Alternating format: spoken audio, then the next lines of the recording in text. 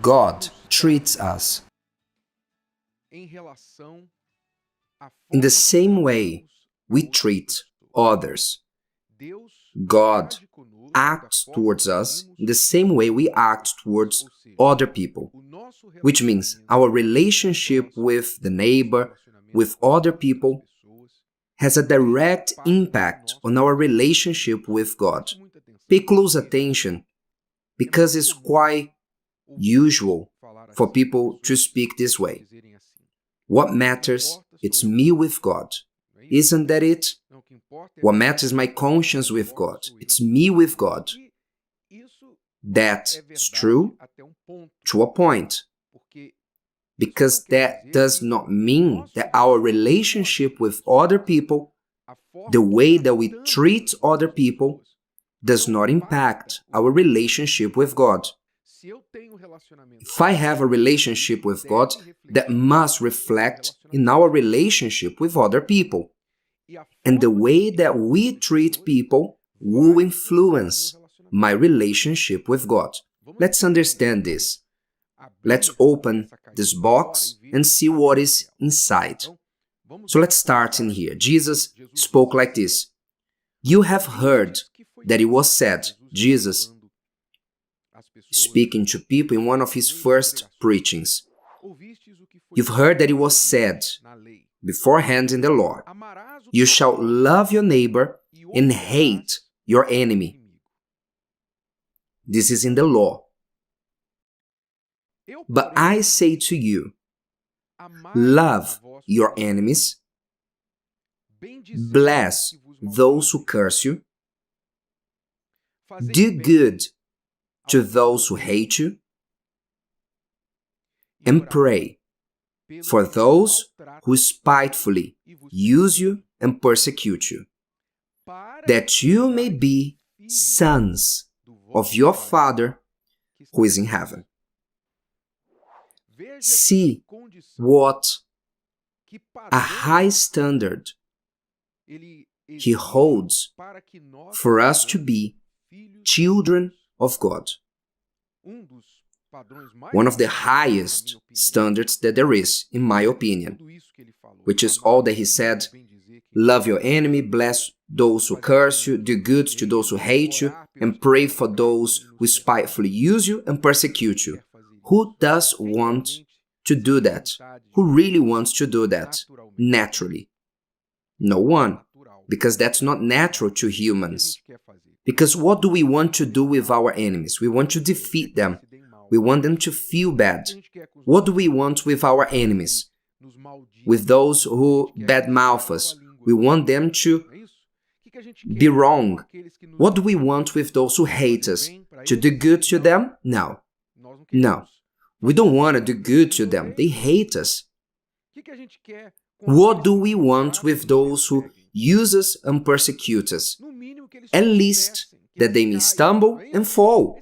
Isn't that it? This is what we want. Be sincere, be truthful.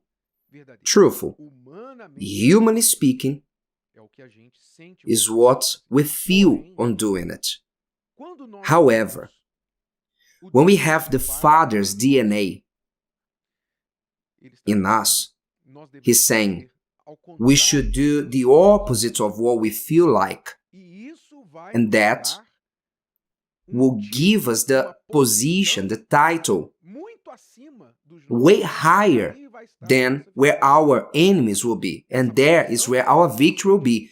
This position will be of a child of our Heavenly Father. And if we are children, it's understood that if we make ourselves children of the Father, then He Himself, as a father who defends His children, He will take care of our enemies. This is our faith. You see that both things are intertwined. They are inseparable. The way that I treat even my enemies is directly connected to my condition before God. Either I am a child by the way that I treat my enemies, or I am not. So understand this clearly. because many people have their lives tied up. Maybe your life is tied up, completely blocked. You don't move forward. You don't advance. Your life is like frozen. You don't come out of the situation that you are financially, in your relationship, marriage, family, health, physical and mental, emotional and spiritual health. Spiritually, you don't move forward. It's like your life is tied up. It's like if you are cursed.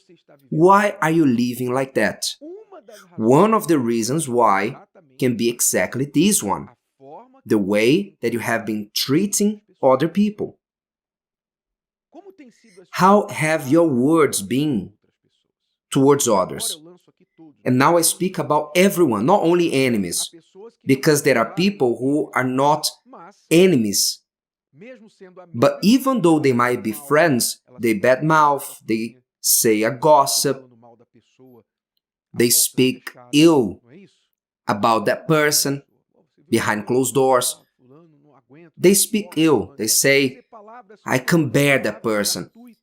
3 words that are pouring out their hatred, envy, bad eyes through the mouth.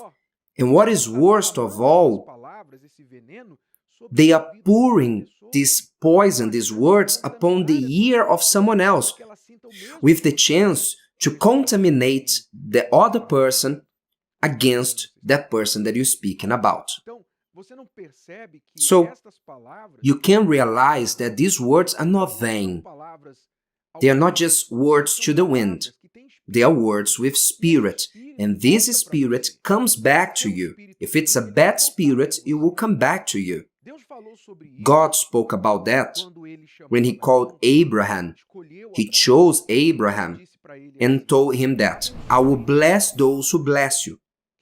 He who blesses you, Abraham, I will bless them. Now, he who curses you, I will curse them. They will be cursed. Which means God placed Abraham as some sort of reference, some sort of mirror, like the law of return embodied in Abraham. Abraham was the embodied law of return, meaning that whoever treated him well will be treated well. Whoever treated him badly will be cursed. Abraham became that point of return on earth. And do not forget that Abraham lived around 4,000 years ago, but the descendants of Abraham are here. Those who are children of Abraham by faith, they are here. God showed through Abraham how He treats people in the same way that they treat those who are His. So everything that He did to Abraham, He extends to His people. For example, that's why we should love Israel, the people of Israel, with all their flaws, because which nation has no flaws? Every people, every nation has flaws. The story of Israel, they rejected Jesus in their majority, they still reject Him, but was the people who God called, so you cannot hate them. There's a specific hatred towards Jews. You should not be part of those who hate Jews, neither Jew nor Arabs, because it's here written, you shall love your neighbor and hate your enemy, is what the law said. But Jesus said, I give you a new law, a new commandment. You will love your enemy. So we should not hate the people of Israel. No people, much less the people of Israel. We should not mistreat people that represent God to us. Our neighbor represents God to us. But how can you love, respect a God who you don't touch, don't see Him physically? You don't visit Him because He's everywhere, but at the same time, you cannot physically interact with Him. So how do we relate ourselves with God? We do for the neighbor as if we are doing for Him. It's what Jesus said. When you are visiting the inmate you are visiting me. When you feed the poor, you are feeding me. Which means the way that we treat people comes back to us. This includes family, when he said that in commandments, honor your father and mother, that your days may be long upon the land.